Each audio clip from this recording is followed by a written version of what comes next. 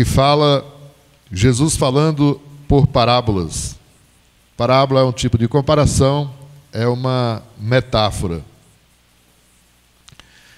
E aqui, em reunião com os discípulos, ele procura esclarecer aos discípulos e dando para eles uma segurança. Porque toda a palavra de Deus, ela vem para a gente para nos trazer segurança. Seja ela de correção, seja ela de alerta, mas é sempre para fazer com que a gente melhore. A palavra de Deus, ela não denigre ninguém, ela não diminui ninguém, ela não faz mal a ninguém. Pelo contrário, ela constrói, reconstrói e faz prosperar a nossa vida em qualquer área. E quando ele diz aqui, eu sou a porta das ovelhas, ele estava se referindo como ovelhas o povo, as pessoas que iam acreditar nele, que iam servir. No caso, hoje para nós a igreja, eu, você, nós, que assumimos um compromisso com o Senhor de seguir seus ensinos, obedecer a sua palavra e nos tornar ovelhas dele. Porque uma ovelha é aquela que obedece, é aquela que segue. Então, se você obedece ao Senhor e segue ao Senhor, então você é uma ovelha. Nós somos ovelhas. E ele aqui dizendo que é a porta. Você vê, ao mesmo tempo que ele fala aqui que é a porta, mais na frente um pouco, nós encontramos ele dizendo que ele é o pastor. Eu aprendo aqui que ele é o meu tudo. Ele é a minha porta, ele é o meu pastor, ele é a minha força, ele é a minha saúde, ele é o meu suprimento, ele é o meu tudo. Tudo que eu precisar para a minha vida de melhor é ele. É Jesus. Ele tem tudo. Ele tem renovo, ele tem saúde, ele tem solução de causas, ele tem cura, ele tem libertação, ele tem tudo aquilo que eu e que você precisamos. E se seguirmos ele como ovelha, então nós vamos ver que ele, mais no versículo 10, nós vamos ver que ele é o nosso pastor. O que é pastor? Pastor é aquele que cuida. A gente, como naturalmente em ministério, como pastor, é aquele que é responsável pela obra e pela organização do trabalho, dos ensinos para a igreja. E esses ensinos são todos eles embasados na Bíblia, né? Então aqui nós estamos como o pastor material, mas todos nós, independente de eu como pastor não, nós somos ovelhas de um sumo pastor, que é Jesus, né? Aí ele fala aqui, todos quanto vieram antes de mim são ladrões e salteadores, mas as ovelhas não os ouviram. Ele estava falando aqui de uma investida de inversão que ia acontecer depois que a igreja tivesse em andamento, tivesse formada. A igreja está formada. Então, da mesma forma que você trabalha para construir, para fazer crescer a igreja, existem também aqueles que trabalham para desconstruir, para destruir aquilo que você está fazendo. Repare bem que quando Jesus discursava, multidões seguiam ele. E havia situações, ocasiões que o povo ia embora. Você sabe que no dia da condenação de Jesus, muitas pessoas que antes seguiam Jesus, que estavam do lado dele, no dia da condenação de Jesus estavam contra ele. Se corromperam e ficaram contra ele. Aí a gente vê a vida da igreja hoje. Hoje você corre grande risco de quem está do seu lado hoje, amanhã está contra, está do lado contrário de você. Aquelas que estão hoje lhe aplaudem, amanhã podem lhe apedrejar. Como também aquelas que hoje estão lhe ajudando, amanhã elas podem estar querendo derrubar, querendo destruir, né? Então, Jesus estava falando aqui disso, naquele tempo. Todos quantos vieram antes de mim são ladrões e salteadores. Porque se você, como ovelha, tem um chamado de Deus e tem amor pela obra, é um amor que jamais será desconstruído, é um amor que jamais será desfeito. Ninguém tem o poder de tirar o amor que Cristo colocou no seu coração. Ele diz aqui, as minhas ovelhas não os ouviram. Então, aqueles ou aquelas que deram ouvido, é porque não eram ovelhas realmente do Senhor. Mas todos quanto vieram antes de mim são ladrões e salteadores, mas as ovelhas não lhes ouviram. No verso 9 ele diz: eu sou a porta. Se alguém entrar por mim, salvar-se-á, e entrará e sairá, e achará pastagem. O que é que ele está dizendo aqui? Que na presença dele, tudo o que você precisar, você tem. Entrará e sairá. O que ele quer dizer com isso? É que se a porta estiver fechada, em alguma situação da sua vida, ele é o seu pastor. Ele vai tratar de abrir a porta. E se você entrou em algum problema e não está conseguindo sair, você terá ele também como porta de saída. Ele é tanto porta de entrada, como também é porta de saída. Porta de entrada para abrir aquela porta para beneficiar você.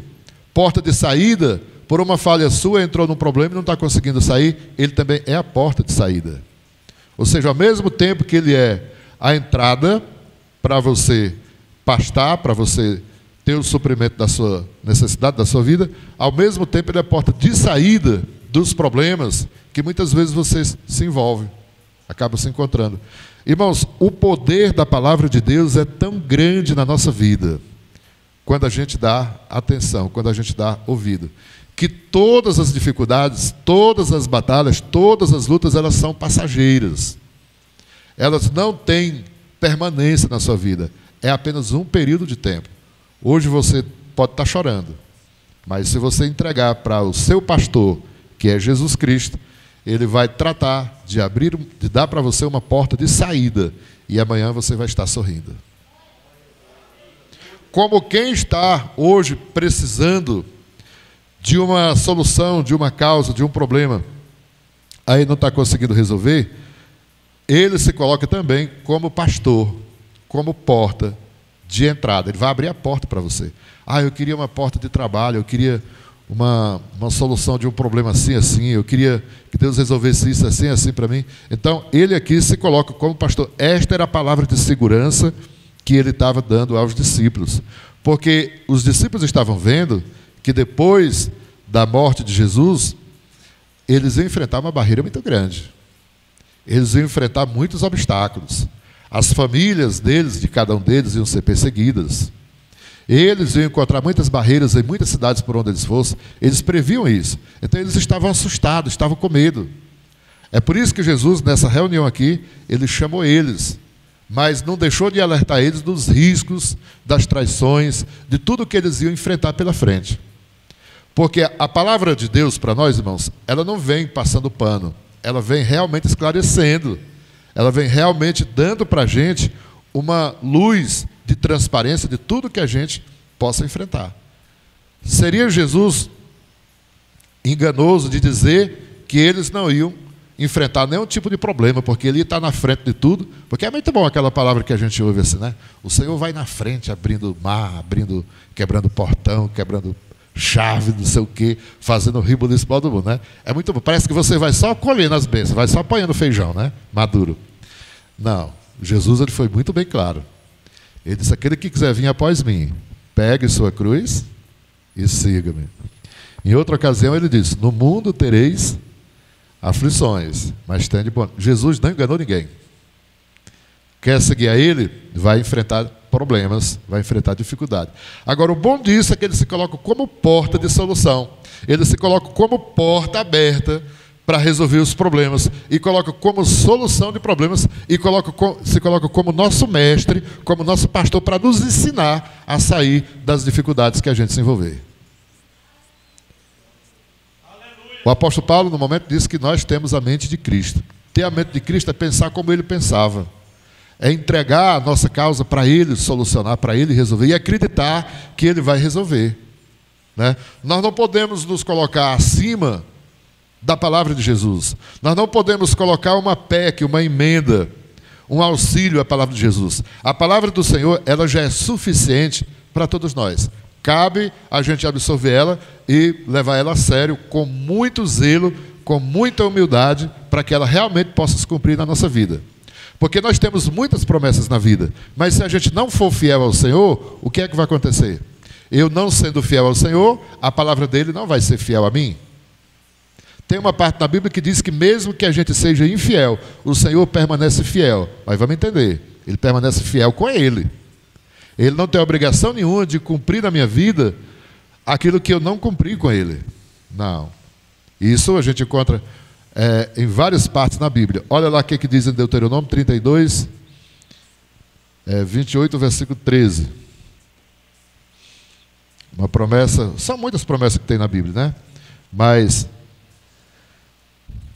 todas elas requer de nós.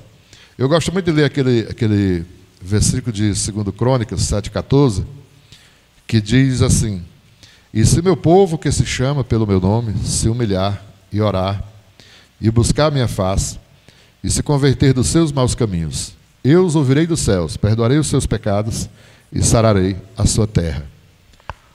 Vamos observar bem este versículo? Se converter dos seus maus caminhos. E se o meu povo que se chama pelo meu nome, primeiro se humilhar, porque ninguém consegue obedecer a Deus se não se humilhar. Você sabe qual é o fator mais perigoso que impede de você ser fiel a Deus? Você sabe qual é o problema maior que nós temos para ser fiel a Deus? Uma pequena coisinha que a gente não dá muita atenção. É um bicho chamado ignorância. A ignorância, ela impede do crente ser fiel a Deus.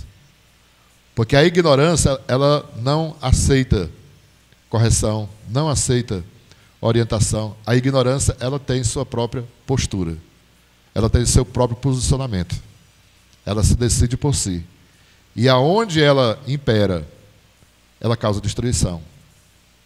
A ignorância, ela afasta as pessoas boas da gente. A ignorância, ela fecha as portas para a gente. A ignorância, ela tira o brilho do nosso olhar, do nosso rosto. A ignorância, ela nos transforma em uma pessoa totalmente diferente do que era para ser, como homem ou como mulher de Deus. Tem pessoas que é homem de Deus, que é mulher de Deus, mas a ignorância fecha ele ou fecha ela para que ele não aparente isso para ninguém. Né? Então, quando a gente aceita se humilhar, é abrir mão da ignorância. É se tornar carente, é se esvaziar de si. Porque se eu tenho um posicionamento, se eu tenho um pensamento, se eu tenho uma postura, onde é que vai entrar o de Deus? Se eu já tenho o meu. Se eu tenho uma decisão própria, firme, aonde é que vai entrar a de Deus em mim? Não. Como, por exemplo, eu vou para a igreja. Como é que eu digo quando eu saio de casa para ir para a igreja? Senhor, fala comigo, hoje eu quero uma palavra assim, assim, assim e tal. Pois hoje o Senhor manda dizer para mim o seguinte, e para você, que Deus nunca vai falar para mim o que eu quero ouvir. Ele vai falar para mim o que eu preciso ouvir. Às vezes eu quero ouvir uma palavra doce como mel, e às vezes Deus sabe que eu preciso de uma palavra amarga como fel, para melhorar. Quando você fala grosso e bruto como uma criança, você fala para humilhar, para torturar a criança, ou fala para melhorar, para corrigir ela? Você está dando uma palavra de ensinamento para melhorar. Agora, às vezes o tom de voz que você usa, às vezes é com autoridade, mas é para o bem da criança. Às vezes Deus fala com a gente palavras que a gente não quer ouvir. E às vezes a gente não aceita. E é por isso que muitas vezes a gente sofre. Eu abri aqui para ler aqui, no Deuteronômio 28, 13, que diz o seguinte: e o Senhor te porá por cabeça e não por cauda, e só estarás em cima e não debaixo, quando obedeceres os mandamentos do Senhor teu Deus, que hoje te ordeno para os guardar. Olha aqui as promessas de Deus: te colocará por cabeça e não por cauda, e andarás somente por cima e não por baixo. Oh, que coisa boa para o resto! Quando obedeceres os mandamentos do Senhor, Deus exige sempre compromisso da nossa parte. Deus exige sempre responsabilidade da nossa parte. Exige sempre fidelidade, obediência da nossa parte. Às vezes a gente quer cobrar, mas a gente não quer fazer a nossa parte. Às vezes a gente quer de Deus, mas o que é que nós estamos fazendo para Ele? Porque todas as promessas dele, antes ele pede algo de nós. Eu estava falando do versículo de 2 Crônicas 7,14, quando ele diz: e se o meu povo que se chama pelo meu nome, outra vez se humilhar. E se meu povo que se chama pelo meu nome se humilhar e orar e buscar a minha face e se converter dos seus maus caminhos. Você sabe o que é que eu aprendo aqui? Que muitas vezes a pessoa se humilha, muitas vezes a pessoa ora, se humilhar e orar e buscar a minha face. Muitas vezes a pessoa se humilha, muitas vezes a pessoa ora, muitas vezes a pessoa busca a face do Senhor. Mas ainda tem algo mais. Ainda tem algo mais. E se converter dos seus maus caminhos. Então, é possível eu orar, é possível eu me humilhar, é possível eu buscar a face do Senhor, mas ter ainda algo mais que eu preciso fazer para poder ter a promessa de Deus cumprida em minha vida. O que é? Converter dos maus caminhos. A gente podia buscar e comentar muito sobre esse assunto, maus caminhos. Converter dos maus caminhos. Converter dos maus caminhos não é você usar droga, não é você fazer isso errado aqui, fazer outro errado. Não. Olha que esses maus caminhos fala a palavra aqui, é quem ora, é quem busca a face do Senhor, é quem se humilha. Então é crente. Somos nós que estamos como ovelhas do Senhor. Mas ainda falta essa conversão dos maus caminhos. Para quê? Para que Deus possa nos ouvir. Olha que ele diz: eu os ouvirei dos céus, perdoarei os seus pecados e sararei a sua terra. Sararei a sua terra é a promessa de prosperidade, é a promessa de facilidade, é a promessa de vitória. Mas pelo menos 4 caminhos aí, 4 fatores aí são importantes para a gente observar só neste versículo, né? Eu posso orar, eu posso buscar a face do Senhor, eu posso me humilhar, mas se eu não me converter de algumas coisas, se eu não mudar em algumas coisas da minha vida, eu corro o risco de muitas coisas que eu pedi ao Senhor, Ele não me ouvir, não me atender. E eu então enfrentar aí uma série de problemas como servo de Deus, como filho de Deus. Problemas que eu podia me livrar deles se eu me convertesse desses maus caminhos. Deixa eu dizer uma coisa para você. Um dos fatores que a gente precisa converter bastante na nossa vida, eu acredito que todo mundo sabe disso, é um bicho chamado língua. Língua é um bicho sem régua, não tem cabresto, não tem corda. E outra, ninguém pode controlar a língua de ninguém, pode, irmão? É só você e mais ninguém. Nem Deus mexe na ponta da língua da gente. Nem Deus mexe. É uma coisa pessoal. Esses maus caminhos que Deus fala aqui na palavra, que é o próprio Deus falando, viu? Esse de Crônicas lá. São coisas que Ele não toca, não. Ele só diz para a gente fazer. E cabe a gente obedecer ou não. Não tem aquele provérbio: manda quem pode e obedece quem tem juízo. Então, se eu tenho juízo, eu vou me corrigir. Eu estou falando dessa questão de língua, mas tem muitas outras coisas que são caminhos da nossa vida, que faz parte da nossa vida, do nosso dia a dia. O ciúme, a inveja, a cobiça, são coisas que não estão na nossa testa, que não aparecem no nosso para-brisa, mas está dentro da gente. Se o camarada não tiver a humildade, a coerência de olhar para dentro de si, ele não vê essas coisas, vê nos outros. Eita, que fulano tem uma inveja. Eita, que fulano tem um ciúme. Eita, que fulano... A gente vê essas coisas nos outros, mas não vê na gente. A gente nunca chega no espelho, como eu costumo dizer, e olha assim e diz: rapaz, mas eu estou invejoso como todo. Menino, mas eu estou fofoqueiro. Não.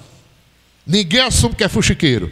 Ninguém assume que é falador. Ninguém assume que é invejoso. Eu quero ver um crente chegar: irmão, tenha cuidado comigo, que eu sou fuxiqueiro de mão cheia. Duvido. Nunca vi. Irmão, cuidado comigo, não conta suas bênçãos para mim não, porque eu sou uma pessoa invejosa. Eu não posso ver ninguém com nada. Ninguém assume. Ninguém. Está aí uma coisa que eu não tenho inveja de ninguém. A pessoa própria defende, meu. São coisas pessoais. Você sabe o que o apóstolo Paulo falou lá no Memorial da Santa Ceia? Ele faz uma alusão a esse ponto. Capítulo 11 de 1 Coríntios, Memorial da Santa Ceia ali, no versículo, acho que o 30, se não me engano. Ele diz o seguinte: examine-se, pois, o homem a si mesmo. e assim coma deste pão e beba deste cálice. É um autoexame, uma autoanálise. E vou te falar, quando a pessoa assume aquilo que é, ele automaticamente tem o perdão de Deus. E muita gente que faz muitas outras coisas, mas não assume esses tipos de erros, eles guardam para si, se tornam pessoas hipócritas. Você repara que Jesus chamou muitos fariseus de hipócritas, chamou muitos judeus de hipócritas. A hipocrisia é essa, é a pessoa aparentar uma coisa que por dentro ele não é. Ele aparenta por fora, mas por dentro ele não é. E ele citou, inclusive, aquele caso daqueles dois homens que estavam no templo orando, e um justificante na oração, que era dizimista, que orava, que jejuava e tal. Não era que nem o outro que estava do lado dele, que era um pecador, um publicano. E o publicano, que estava orando do lado dele, começou a ouvir aquela oração e disse: essas palavras são para mim. E ele disse: é verdade, eu sou assim mesmo. Eu estou aqui porque eu quero me consertar. Eu estou errado mesmo. Esse irmão aí está certo. Eu sou desse jeito mesmo. Né? Aí ele disse: Senhor, é verdade o que esse homem está dizendo aí. Eu sou tudo isso mesmo. Eu não consigo, até agora, mas eu estou aqui pela tua misericórdia. Aí Jesus perguntou para os discípulos: qual a oração que foi ouvida? Você vê, o cara dava dízimo, o cara jejuava, o cara orava e Deus não ouvia a oração dele. E o outro que assumiu suas culpas, queria um conserto, queria mudar dali para frente, a oração dele foi ouvida. Então, é muito possível uma pessoa que faz muita coisa na obra do Senhor, faz muita coisa para Deus, não ser ouvida por Ele, por conta de algumas pequenas coisas que cabe à pessoa se corrigir. Porque quem é que obriga um crente a mentir? Tem alguma força que obriga a pessoa a mentir? Não, a pessoa mente porque quer. Então, mente livre, espontânea vontade. Ninguém obriga ninguém a mentir. Fuxicar, falar mal de uma pessoa. Tem alguma força, alguma coisa que obriga a pessoa a falar mal da vida de alguém? Não. Parece uma coceira que dá na língua da pessoa. Pá. A inveja. É possível a pessoa guardar uma inveja de si, ficar com raiva porque alguém está bem de vida, porque alguém recebeu uma bênção, porque alguém está crescendo, porque alguém está melhorando? Não. Irmãos, eu vou dizer, se você observar bem, a gente convive, eu convivi demais com isso. Dentro de igreja, crente com inveja, crente com fofoca, com tudo. Isso, irmãos, é um perigo muito grande. É um perigo muito grande. Eu estou fazendo um estudo aí, acompanhando numa pesquisa, num estudo aí, o seguinte: já viu o tribunal de Cristo, Apocalipse? Já viu o julgamento, juízo final? Tem uma pessoa aí que ele apresenta um estudo, que ele diz que o juízo final não é lá o que muita gente fala, não. O fim de tudo, não. Ele fala que o tribunal de Cristo não é lá quando a igreja for arrebatada, não. Tudo isso vai acontecer, teoria dele, tudo isso vai acontecer na hora da nossa morte. É quando você entrar em agonia, chamada agonia da morte. Só você entrar no Google ou no YouTube e buscar lá palestras sobre a agonia da morte. Vai aparecer um velho de 90 e poucos anos lá, e ele dá essa teoria. Ele diz o seguinte: mesmo que você, se for acidente, se for assassinato, o corpo esteja todo dilacerado, todo esquartejado, existe um período para a alma sair do corpo. Um tempo. Alguém sabe aqui quanto tempo a alma demora para sair do corpo quando ela entra em processo de morte, de traslado? Você sabe quanto tempo a alma demora para sair do corpo? Mesmo que o corpo esteja todo cortado, rapidinho. Mesmo que ele exploda do ar, mas ele tem um período. Ele não sai na hora. Ele tem um tempo. Diz que ele leva de 3 a 5 minutos. E tem um sentido. Que você vê, fica tremendo a perna, fica tremendo o braço, né? Eu já vi gente que está morrendo e a perna ainda fica assim. Quer dizer, não está bem morto ainda. Está demorando, está morrendo aos poucos. E aí, Você já leu também na Bíblia que um dia para nós é como 1000 anos para Deus? Pois é. Nesse períodozinho aí de 3 a 5 minutos, que é o período em que a pessoa entra em agonia para a morte, sabe o que vai acontecer? É estabelecido um tribunal. No momento ali, a pessoa pode levar 3, 4, 5 minutos para morrer. Só que para Deus, aquele período ali, é tempo suficiente para Ele interrogar você de tudo que você fez na vida aqui na Terra. Antes de partir. Antes de morrer. Ninguém paga o que não deve. A justiça de Deus, ela é balança igual. Por isso que Jesus falou para a gente ter cuidado até nas palavras, que até nossas palavras são levadas a juízo diante de Deus. Toda palavra que sair da vossa boca, ociosa, será levada a juízo diante de Deus. Até mesmo os cabelos da vossa cabeça estão contados. Ou seja, aquele pequeno tempo que para a gente é passageiro, é um piscar de olho, para Deus e para a alma que está em agonia, ela pode demorar 1 mês, pode demorar 1 ano, pode demorar 1000 anos. Deus é o dono do tempo. Então, tudo que nós fizemos vai ser colocado na mesa, ali no tribunal de Cristo ou no juízo final. Né? E tem muito sentido isso. Né? A gente lê o Apocalipse, cada um tem uma interpretação de um jeito. A verdade é que vai acontecer. Ninguém sabe como, se antes ou depois, mas está escrito e a gente sabe que vai acontecer, vai. Agora, essa forma que esse teólogo fala, que vai acontecer, faz muito sentido, porque diz que nós vamos pagar pelo que fizemos, é aqui. Nós não vamos passar pelo purgatório, não vamos passar por uma cadeia, nós não vamos passar um período de castigo, não. É aqui. Então, naquele período que eu entrei em processo de morte, na agonia da morte, tudo que eu fiz de mal para alguém, eu vou dar conta aqui. Vai ser a prestação de conta naquele instante ali. Eu não vou partir para a eternidade, não vou sair do meu corpo, enquanto eu não dar conta de tudo que eu fiz aqui. Nem que demore só 1 minuto. Mas para Deus é tempo suficiente para Ele me interrogar e colocar na mesa tudo que eu fiz. E o apóstolo Paulo, ele dá uma palavra muito clara sobre isso, que nós vamos colher aquilo que nós semearmos. Sabemos que muitas coisas que a gente passa nesta vida são consequências de nossas escolhas, nossas atitudes erradas, de nossas ações, muitas vezes pecaminosas. Então, isso traz consequências sim.